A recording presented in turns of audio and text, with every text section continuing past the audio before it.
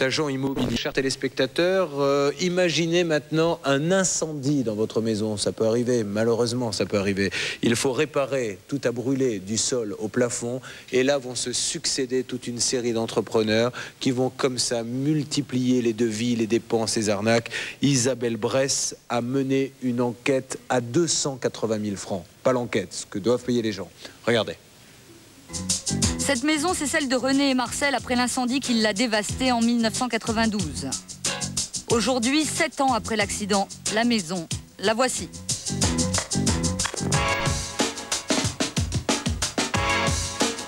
Vous voyez un petit peu les murs et plafonds ici.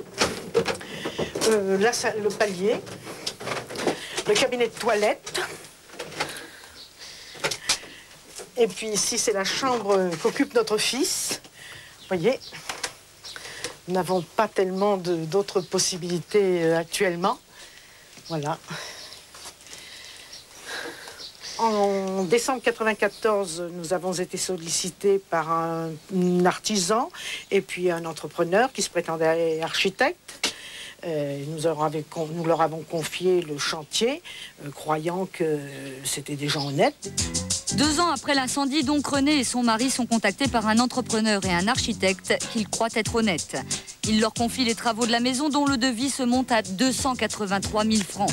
Ils versent un acompte de 87 000 francs, mais très rapidement, ils s'aperçoivent que quelque chose ne va pas avec l'architecte. Il a exécuté les travaux lui-même avec des employés dont il refusait de justifier de leur qualité, s'ils étaient salariés ou employés d'une entreprise, n'a jamais pu justifier de ses assurances obligatoires malgré notre insistance.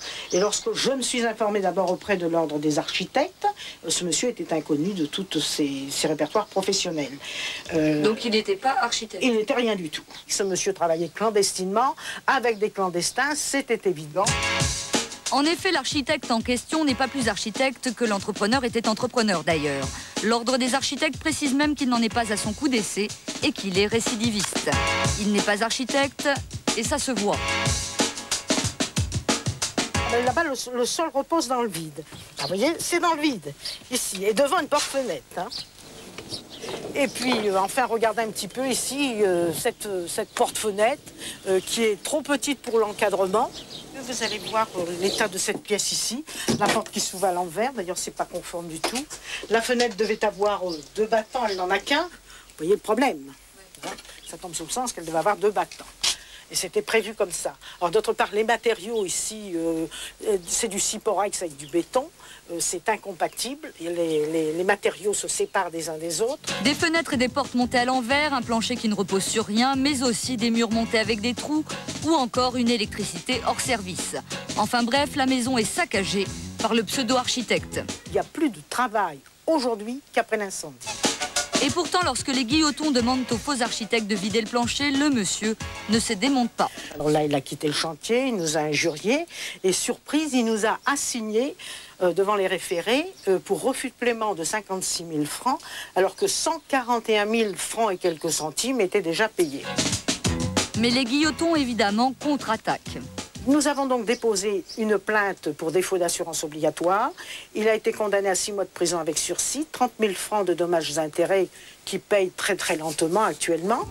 2 procès se déroulent donc en même temps. Celui du faux architecte, reconnu coupable par la justice et condamné à 6 mois d'emprisonnement avec sursis, une amende et des dommages et intérêts. Et le procès des Guillotons. Là, c'est incompréhensible. Ils sont condamnés par le juge civil à payer les travaux effectués par celui qui vient d'être condamné par le juge pénal.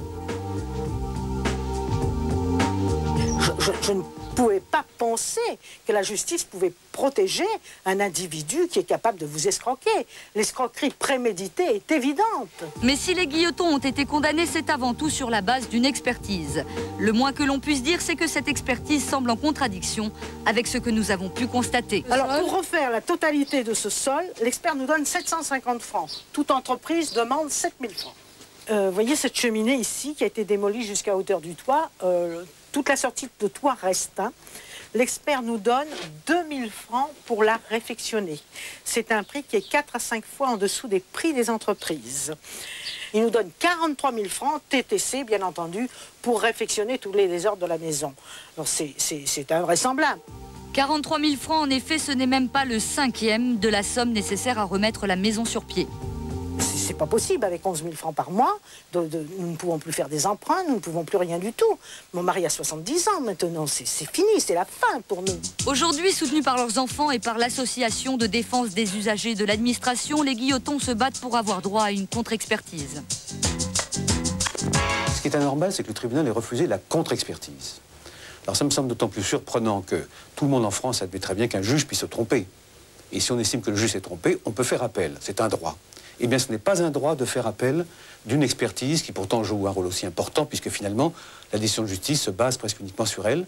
Alors maintenant, je pense quand même que notre situation actuelle, eh bien, nous avons droit à être indemnisés au titre par la commission d'aide aux victimes, ce qui devrait se faire quand même rapidement si les instances le veulent.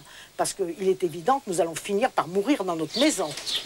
En effet, pour chacun des membres de la famille, il faut que cette situation cesse. Comment voulez-vous qu'on refasse une réunion de famille? Moi, je fais de l'asthme, je ressors d'ici, je suis malade. Et mon fils, je vais vous dire, quand il me dit, moi, je peux plus voir mes grands-parents mourir comme ça. Je peux plus le voir. Le plus affecté de tous, le mari de René, qui a travaillé toute sa vie pour finalement voir sa maison tomber en cendres. Mais c'est un homme brisé, foutu, quand on s'entend dire qu'on doit encore de l'argent à un escroc. C'est un homme qui pleure tous les jours, et je peux vous faire voir, il a été fait un rapport médical que j'ai fait faire par un médecin agréé auprès des tribunaux. Il dit que le risque de suicide est évident. Et puis moi aussi, il y a des moments où j'ai envie de m'en aller. Et puis mon fils a même tenté de se tuer. Ce sont des choses abominables. Il nous a ruinés financièrement, mais il a ruiné notre vie moralement. Et physiquement, on est aussi ruinés. Nous n'en pouvons plus. Madame Guilloton, bonsoir. Bonsoir, monsieur. Madame Guilloton, on a du mal à croire que vous puissiez encore vivre dans une maison pareille, et pourtant il le faut bien. Ben oui, parce qu'on n'a pas le choix. On essaie de sauver pas grand-chose, finalement. Ce n'est pas son coup d'essai. Hein. On parle d'escroquerie en série ce soir. Isabelle, l'ordre des architectes a un œil sur lui. Voilà, alors d'abord je voudrais dire que monsieur et madame Guilloton ont versé près de 200 000 francs quand même pour ces travaux et pour l'action en justice, que cet architecte a donc été reconnu par l'ordre des architectes comme n'étant pas architecte, que le même ordre des architectes est prêt à se porter partie civile dans le procès qui va le juger pour usage de faux titres. Et qu'à l'heure actuelle, donc on l'a vu, monsieur et madame Guilloton vivent dans un taudis. Hein, je crois qu'il n'y a pas d'autre mot pour qualifier la maison. C'est une ruine. L'autre mot, c'est une ruine. Je pense que réellement c'est un taudis. Et je pense qu'actuellement, il faut réellement trouver une situation pour la situation d'urgence dans laquelle sont les Guillotons. La question, la dernière que je voudrais poser à madame Guilloton, qu'est-ce que vous attendez exactement aujourd'hui, madame? Eh bien, j'aurais bien aimé que la justice se penche sur cette situation, parce que le faux entrepreneur, le vrai expert qui estime que nous devons de l'argent aux faux entrepreneurs, la justice qui estime que nous devons de l'argent aux faux entrepreneurs, on se demande à quoi servent les lois. Bien sûr. Pour refaire le chantier, là, il faut environ pas moins de 250 000 francs. Et les travaux, le devis était de 280 000 francs en 1994. Et sachant qu'il n'y a pas d'assurance, aucune entreprise ne reprendra sans démolition totale. Donc il faut vraiment Vous avez déjà évoqué ça sur votre plateau. Voilà.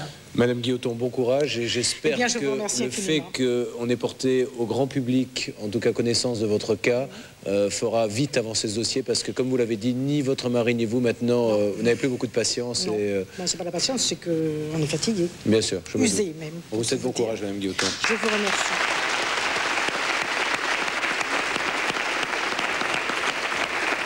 Il y a des drôles de décisions parfois, Paco. Hein. Oui, comme vous dites.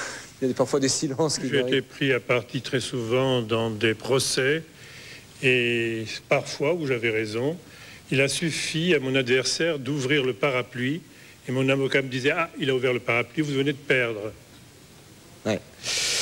Nous continuons cette émission en compagnie de Paco Rabanne et sur les escrocs. C'est presque consternant, ça laisse à une 60aine de kilomètres de Paris. Tout a commencé par un incendie, c'était en novembre 92, donc il y a 4 ans et demi. Ça fait une paye, ça fait un moment. On a rencontré la victime et c'est elle qui raconte. 92. On est ici à Villemoisson, devant chez vous. Qu'est-ce qui s'est passé ici, dans votre maison, fin décembre 92? Eh bien, en décembre, nous avons eu un très grave incendie. Notre maison a été sinistrée à environ 75%. Ça veut dire quoi, 75%? Eh bien, écoutez, venez voir, je vais vous montrer. L'incendie a pris au premier étage. Ça a duré combien de temps? Eh bien, les pompiers sont arrivés à 8 heures. Ils sont partis à 2 h du matin. Ah ouais, c'est bien cramé. Là, tout est carbonisé, tout est noir sur le plafond. Il y a des toiles d'araignée, etc. Tout, Ouais. voilà. Alors ici, c'est la salle de bain. Ah, c'était la salle de bain, il n'y a plus C'était la de salle porte. de bain. Si la caméra peut Il n'y a plus de entrer. porte. Alors, comme vous voyez ici, l'eau fuit. Le lavabo, il paraît bien blanc hein, à côté du cramoisi. Ah bah, tout ça était noir, hein, noir. Alors j'imagine que vous avez fait une déclaration de sinistre auprès de votre assurance. Tout à fait, nous avons touché 300 000 francs de notre assurance. Avec cet argent, nous avons donc confié les travaux à un entrepreneur. La suite s'est avérée une catastrophe. La suite, c'est la pièce à côté. Enfin, vous allez voir, monsieur, nous sommes comme des SDF dans notre maison. Alors c'est quoi ce chantier? Ah ben, il a été abandonné dans l'état.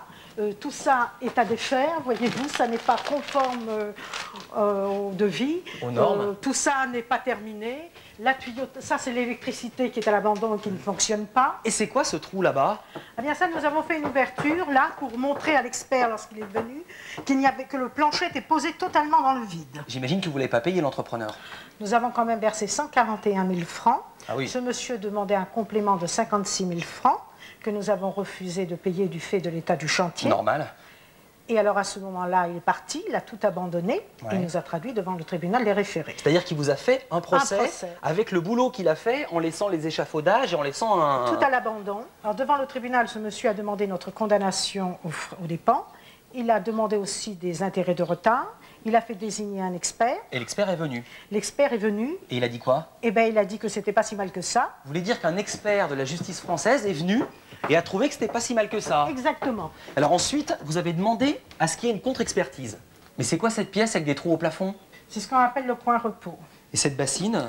Pour recevoir les eaux de pluie. C'est joli. Alors, cette contre-expertise? Nous attendons depuis le 27 mars 1997 que soit désigné un expert, mais Madame la Présidente estime qu'il n'y a pas d'urgence. C'est vrai qu'il n'y a pas d'urgence, hein. Regardez, aujourd'hui, il ne pleut pas. Et c'est vrai, hein. Ah bah évidemment que c'est vrai. Malheureusement, c'est vrai, oui. Roger. Non, il ne faut pas applaudir une chose pareille. Comme vous, je veux dire, c'est concernant, il n'y a pas d'appel, on ne peut rien faire. Je veux dire. Si, mais ça prend du temps, la justice. Qu'est-ce qui prouve que c'est pas elle qui a tort face à l'entrepreneur? Alors déjà, il y a une chose, c'est qu'elle a déposé une plainte pour défaut d'assurance. Un entrepreneur doit avoir une assurance, Oui, tout à toujours. fait. Il ne l'avait pas et il a été condamné à 6 mois de prison avec sursis en janvier dernier. Roger, une réaction? Non, mais ça veut donc dire que cette pauvre dame, elle attend toujours l'expert. Oui, elle attend la contre-expertise et la présidente du tribunal lui a dit, ben non, il n'y a pas de caractère d'urgence, parce que c'est vrai qu'il y a plein de cas terribles dans la justice Alors que le française. type, non seulement il a fait faillite, mais il a même été condamné Et depuis. il s'est barré. Enfin, en tout cas, moi j'ai vu, c'était consternant. Allez, une toute je peux vous petite dire. dernière. Une toute